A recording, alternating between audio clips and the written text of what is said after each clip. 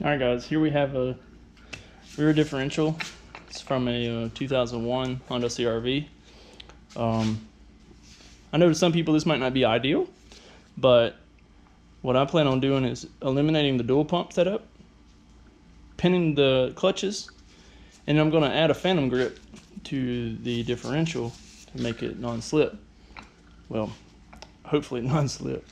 GearX makes a rear differential or rear LSD for this, but it's about $1,000. So I'm gonna give the phantom grip a shot. It's just, you know, the rear diff, so we'll see how that goes. So right now I'm about to drain the fluid out, and so I'll need a 17 millimeter to take this little drain plug out, and I'm gonna catch the fluid, and I'm gonna pop these axles out and then get tearing it apart.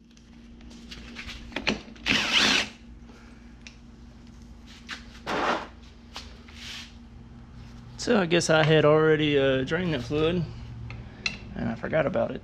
So fluid is empty. That's a good thing.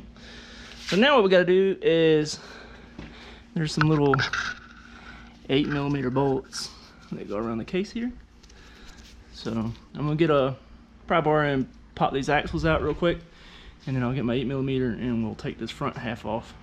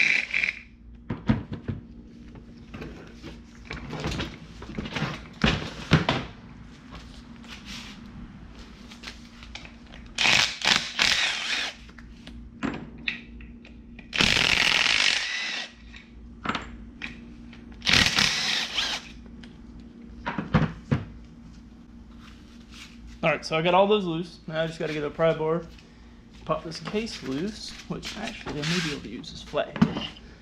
Just like that.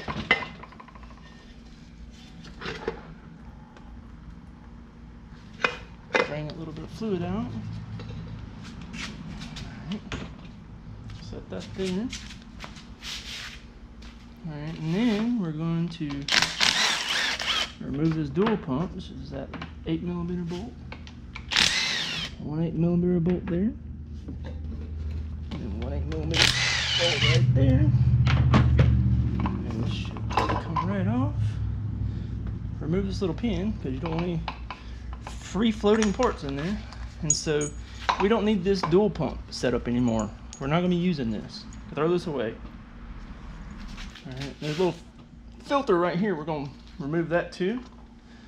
And then we'll be done with this part, besides scraping off this RTV. That way we can reseal it in a few minutes. Alright, and in order to get this filter out, I just use some pliers. Just pull it straight out, like that.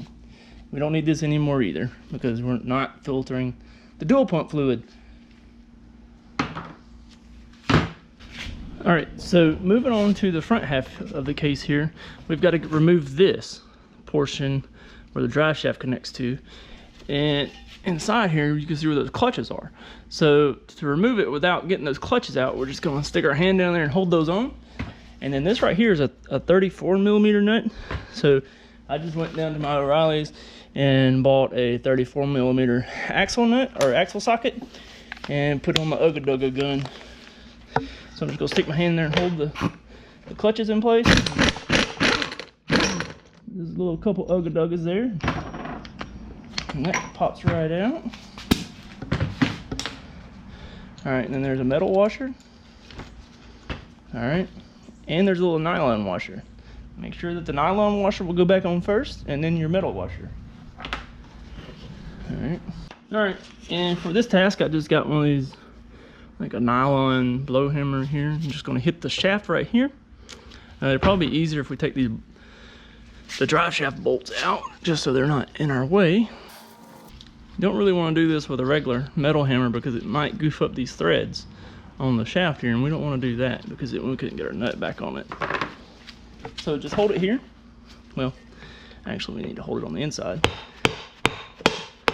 Keep knocking the clutches out.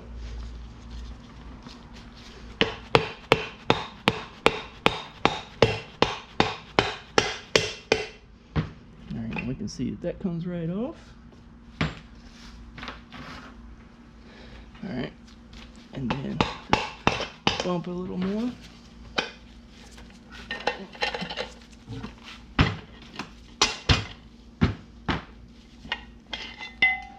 And that's separated. Alright, so that's the clutch pack. Alright, and then in here, there's also another metal washer. So we need to make sure that that goes back in there, because without that, it's going to bind it up. So now what we got to do is put this baby in a vise, and we're going to drill a couple holes in here, probably like 4, one on each side here, and then 2 over here, and then we'll go all the way through, put a pin, and weld it on each side, and be good to go. As you can see, I got it here in my vise, and I went to Lowe's and just picked up a piece of, I guess it's just steel rod. It's 3/16. So I got me a new 3/16 drill bit. I'm gonna put it in my drill and we'll drill some holes directly all the way through it.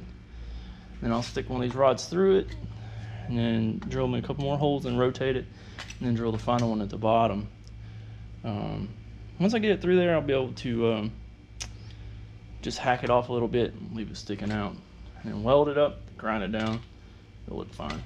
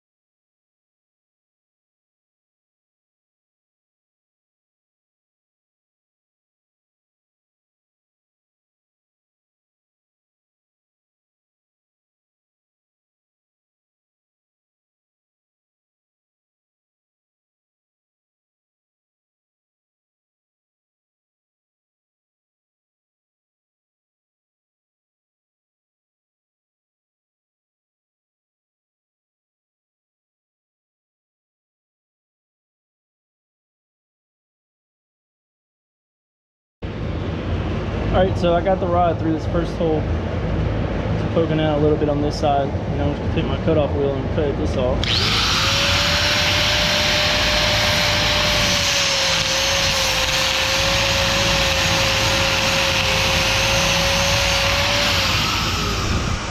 Alright, I didn't cut that flush because I got to weld it up in a minute. And I don't really need it to be flush yet. So I'll leave it like that for a minute. Get some more holes drilled. Go from there. Got it flush there. That's that little piece from where I drilled it out. So I got it flush there. I drilled another hole. So I'll weld that up, and then I'll cut this off flush and weld it up.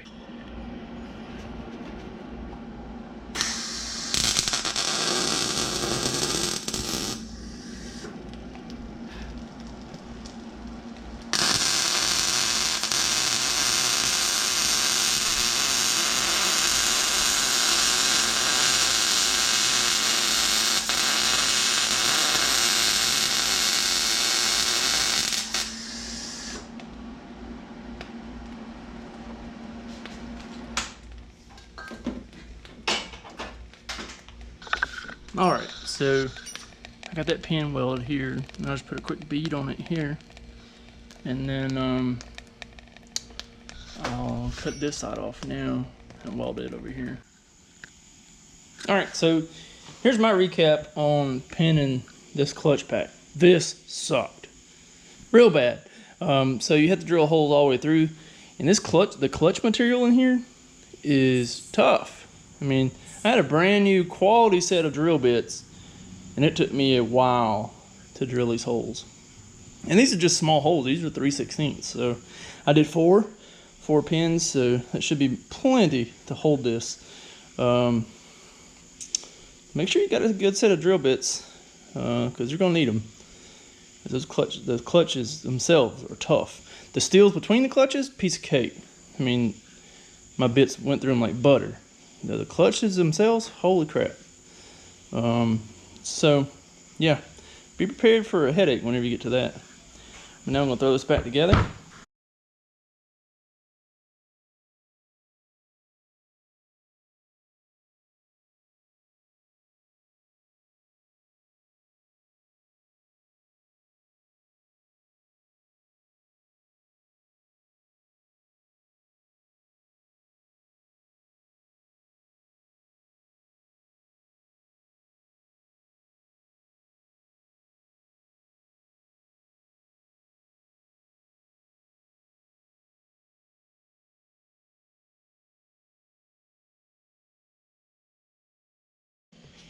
All right, well, I got this back together.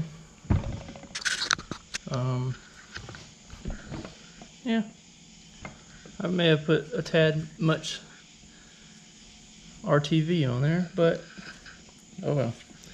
This ain't going on anytime soon, so it'll have plenty of time to dry. I did order the phantom grip for the rear of this too, so I'll be taking this back case off and filming that at a later time. But yeah, there's that. That's done. So if I spin the front half, you can see it's spinning at the rear.